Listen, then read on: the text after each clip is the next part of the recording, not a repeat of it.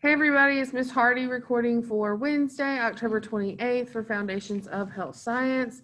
We are in the middle of Unit D, which is Unit E, Health Careers Unit. And we are going to continue right along where we left off yesterday with our PowerPoint. Before we get started completely, I'm going to back out of this and take you through our daily agenda. For those of you that are making up work, again, it would all be due to me by Monday at noon so that I have time to grade it and put it in, because report cards will be coming out shortly. Here we are for today. You have your discussion post today. You have the Zoom that we're currently in, finishing up those notes from yesterday that started with dental and is going to end with emergency medicine. And then you have a practice assignment that's going to be due tonight. That assignment is for you to A, learn those health careers because you are responsible for knowing them, but B, kind of throw it back to that very first unit we did with medical terminology. I like to do a few little assignments like this throughout the semester so that we're not forgetting that nice hard stuff that we learned at the beginning. So make sure you take advantage of that. And remember, I'm not looking for you to give me a sentence. You can literally put stomach doctor, okay? Or eye doctor, okay? Really short and simple answers, because those short and simple ways to remember it will help you when it comes to test taking skills. Your discussion post today is just a fun one about Halloween coming up. I hope you all have fun and safe plans for the holiday. Okay, so what I'm going to do is click on this PowerPoint here. I believe we stopped after biomedical engineer. So I'm going to scroll through. We talked about dental facilities. We talked about how our dental facilities are similar, and a lot of medical offices are like this, where you have a boss or someone who's kind of in charge, just like a principal of a school, and then you work your way down the hierarchy. So for the dental hierarchy, we went through that yesterday. If you have questions or comments, let me know. We also briefly spoke yesterday about your lab technicians. We talked about phlebotomists. We talked about ultrasound technicians, epidemiologists, and biomedical engineers. So we're moving on to emergency medical services. Emergency medical services is anyone that provides emergency care in a life-threatening situation, an accident, injury, or sudden illness, okay? So this is not someone like a cardiologist who you make an appointment with and you know about the appointment 2 to 3 days in advance. This is someone who needs immediate assistance, okay? So scrolling through these, we have a paramedic, okay? It is very important that you know the first line of this definition. A paramedic has the most advanced training skills. I can 100% guarantee you this will likely be on your test, okay? So a paramedic is the person who has the most skills. They can do an in-depth assessment so they can find out exactly what's going on with you. They can do advanced CPR, which is more life-saving. They can do ET intubation, endotracheal intubation, which is just that tube down your throat that we've seen on medical shows to help you breathe, okay? That is one thing that sets them apart. A traditional EMT or someone that you see driving an ambulance is not capable of doing that. And they can do advanced medicine practice and operate complicated equipment. Advanced medicine practice could be putting in special IVs to help keep you alive so that we can get you to the hospital. Okay, moving on, you have your EMT, emergency medical technician.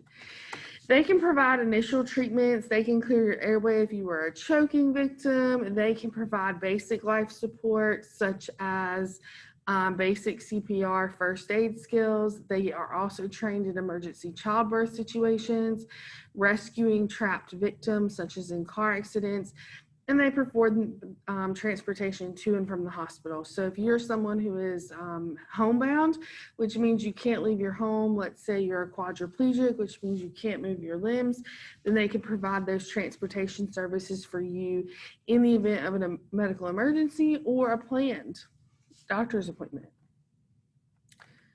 All right, moving on, you have your health information and communication services. So just like what you see, your health information and communication is basically more computer-based. It is more for someone who is not looking to maybe have true interaction with patients on a day-to-day basis. you're dealing with patient information, patient records, and things like that. So first we have a medical records tech or medical records administrator. Usually they work in medical offices. So this is kind of what you would see as a receptionist at a doctor's office. They're in charge of pulling charts for the day. They're in charge of making sure that your charts are up to date. They've been signed by all the right people. And they can work in a number of different facilities, but traditionally it's in doctor's offices, and they kind of run that front of house. That the first people you see when you walk into the clinic. Medical transcriptionists are the ones who take what the doctor records. If you've ever watched a show and you see a doctor recording into a device that looks like their phone or just a recorder, a medical transcriptionist is the person who listens to that and types it out for the doctors, because again, doctors have so many patients to see that they have a special field for people who just simply sit at a computer and type out what those doctors are saying, okay? This is a really great career for someone who enjoys medical terminology, enjoys being a vital part of the process, but doesn't necessarily want to work with people or in direct patient care, okay? Then you have your medical unit secretary. So anytime you've gone to the hospital to visit someone and you have someone that says, "Hi, welcome to the North Tower. What patient are you here to see today?" That's going to be your medical unit secretary. They're in charge of greeting visitors, scheduling procedures, recording information such as who's visiting you. They answer the phones. "Thank you for calling to North. This is Stacy. How may I help you?" They can order supplies and things like that.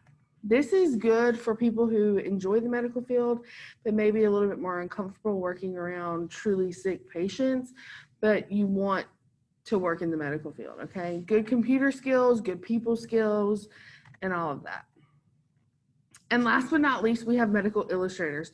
These are good for my artsy people, okay? So they make the drawings for textbooks, they make charts, they make graphs.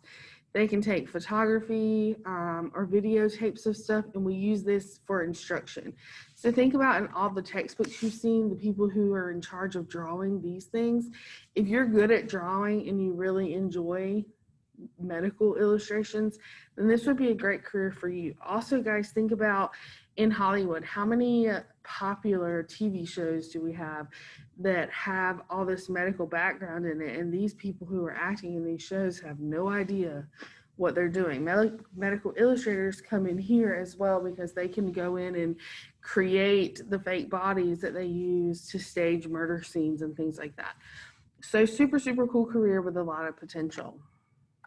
Okay, so at this point, we have covered 5.02, okay? So we have covered dental, we have covered a couple of kind of random careers, epidemiology and biomedical engineers and things like that. That's your diagnostic stuff. And then we covered emergency medicine. So you are responsible for knowing all of these careers for your test, which will most likely be sometime next week, okay? So going over your assignment for today, this is your assignment, Unit 5, Practice with Med Terms. So it's time to remember those medical terminology skills from Unit A. You're going to answer the following questions using what you know about prefixes, suffixes, and root words. These are all potential careers, okay? And so you do need to know them for your test. And in fact, you may find that one day you pursue one of these careers. So that would be an excellent thing because you learned it today. There's no need to retype anything. You can just match the description in column B with the physician or doctor specialty in column A. If you want to, you can copy and paste this into different types of documents, or you can just text box it and give me a 1 through 20 answer, okay? This is a grade, or excuse me, a 1 through 18 answer. It's going to be due tonight by 11:59 p.m. If you have any questions, comments, or concerns, I am available to you all day to help you in any way that you need. And again, if you have questions regarding your grade in my class, makeup work, etc., just let me know. All right, thank you guys so much.